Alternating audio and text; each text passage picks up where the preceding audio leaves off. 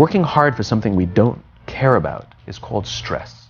Working hard for something we love is called passion. I think one of the mistakes that people make is they think purpose comes from their job. I've been a whatever for so many years, and when then I lose my job or I retire, I now don't have a sense of purpose because I so closely associated my self-worth with the job that I did.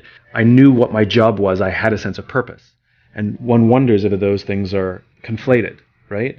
Which is I had a sense of purpose for my job, but then when I didn't have the job, all of a sudden I woke up in the morning, didn't know what to do. The purpose is not your MOS. Your purpose is not you're a saw gunner.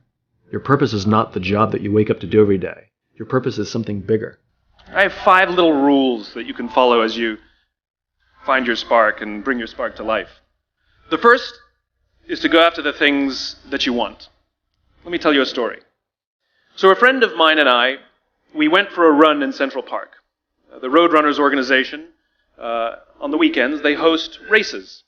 And it's very common at the end of the race, they'll have a sponsor who will give away something, apples or bagels or something. And on this particular day, when we got to the end of the run, there were some free bagels. And they had picnic tables set up, and on one side was a group of volunteers. On the table were boxes of bagels, and on the other side was a long line of runners waiting to get their free bagel. So I said to my friend, let's get a bagel. And he looked at me and said, the line's too long.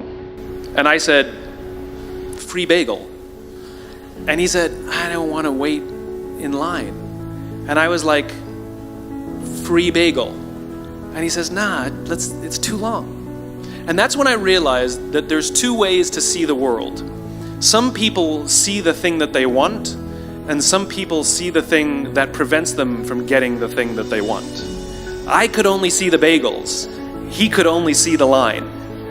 Because the rule is, you can go after whatever you want. You just cannot deny anyone else to go after whatever they want.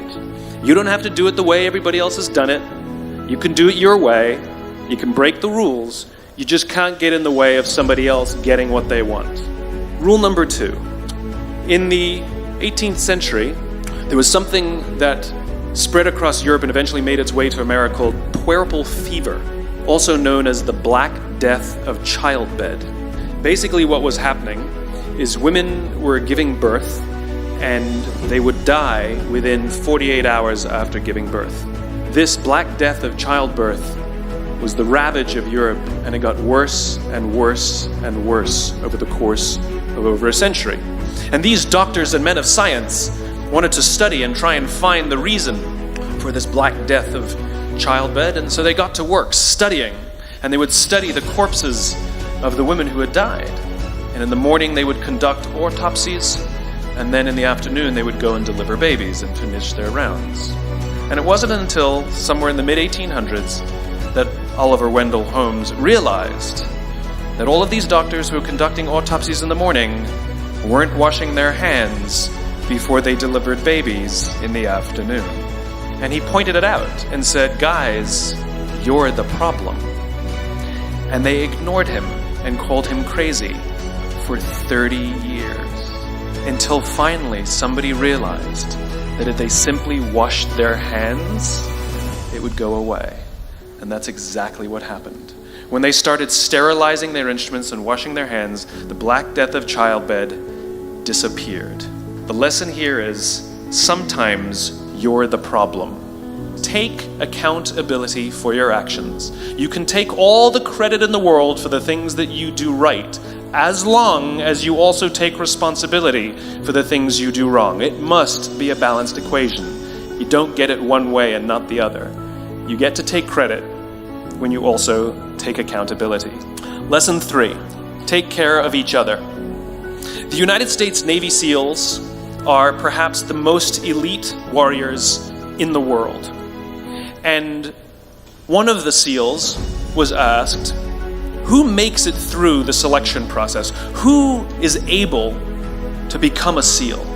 And his answer was, I can't tell you the kind of person that becomes a SEAL. I can't tell you the kind of person that makes it through BUD/S, but I can tell you the kind of people who don't become SEALs. He says the guys that show up with huge bulging muscles covered in tattoos who want to prove to the world how tough they are, none of them make it through. He said the preening leaders who like to delegate all their responsibility and never do anything themselves, none of them make it through. He says some of the guys that make it through are skinny and scrawny. He said some of the guys that make it through, you will see them shivering out of fear.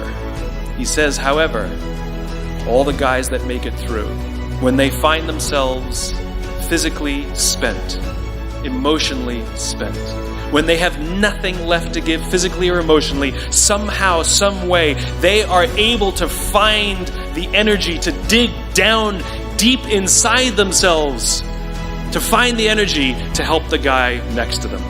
They become SEALs, he said. You want to be an elite warrior. It's not about how tough you are. It's not about how smart you are. It's not about how fast you are.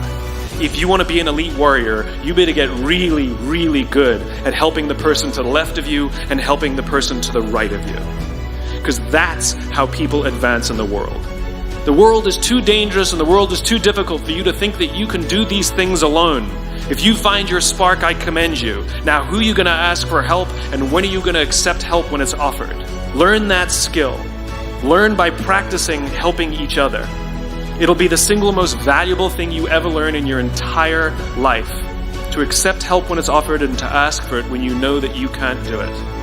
The amazing thing is, when you learn to ask for help, you'll discover that there are people all around you who've always wanted to help you. They just didn't think you needed it because you kept pretending that you had everything under control. And the minute you say, I don't know what I'm doing, I'm stuck, I'm scared, I don't think I can do this, you will find that lots of people who love you will rush in and take care of you. But that'll only happen if you learn to take care of them first. Lesson 4. Nelson Mandela is a particularly special case study in the leadership world because he is universally regarded as a great leader. You can take other personalities, and depending on the nation you go to, we have different opinions about other personalities. But Nelson Mandela, across the world, is universally regarded as a great leader. And he was asked one day, how did you learn to be a great leader? And he responded that he would go with his father to tribal meetings. And he remembers 2 things when his father would meet with other elders. 1, they would always sit in a circle. And 2, his father was always the last to speak. You will be told your whole life that you need to learn to listen. I would say that you need to learn to be the last to speak. I see it in boardrooms every day of the week. Even people who consider themselves good leaders, who may actually be decent leaders, will walk into a room and say, here's the problem, here's what I think, but I'm interested in your opinion, let's go around the room. It's too late. The skill to hold your opinions to yourself until everyone has spoken does 2 things. 1, it gives everybody else the feeling that they have been heard. It gives everyone else the ability to feel that they have contributed. And 2, you get the benefit of hearing what everybody else has to think before you render your opinion. To keep your opinions to yourself. If you agree with somebody, don't nod yes. If you disagree with somebody, don't nod no. Simply sit there, take it all in, and the only thing you're allowed to do is ask questions so that you can understand what they mean and why they have the opinion that they have. You must understand from where they are speaking, why they have the opinion they have, not just what they are saying. Practice being the last to speak. One afternoon, I went to buy a cup of coffee, and there was a barista by the name of Noah who was serving me. Noah was fantastic. He was friendly and fun, and he was engaging with me, and I had so much fun buying a cup of coffee, I actually think I gave 100% tip, right? He was wonderful. So as is my nature, I asked Noah, do you like your job? And without skipping a beat, Noah says, I love my job.